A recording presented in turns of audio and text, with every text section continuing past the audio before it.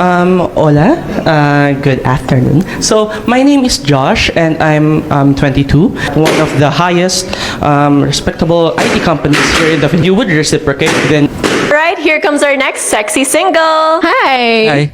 Hello, please tell us your name, your age, and your job.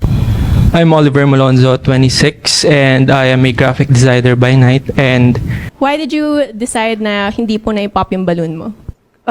Gusto ko talagang makilala mo na yung Kai. So, why did you decide na hindi mo na i-pop yung balloon mo?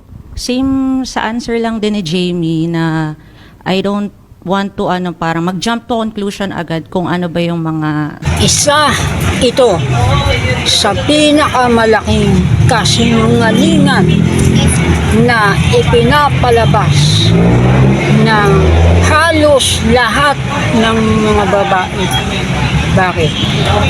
Nung pangit ang nagpakilala, pinapakilala pa lang yung sarili, nire-reject na.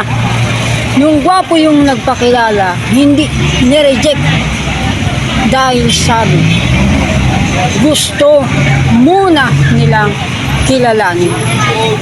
Pag pangit, reject agad. Wala nang kikilalanin muna. Pag gwapo, kikilalanin muna. Kaya napakalaking kahangalan, napakalaking katarantaduhan ang mga bagay na gaya nito.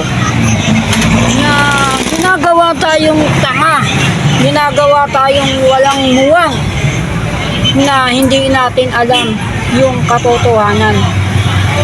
Sa mundong ito, ang tinitignan lang ng halos lahat ng babae, hindi itsura, pakinabang.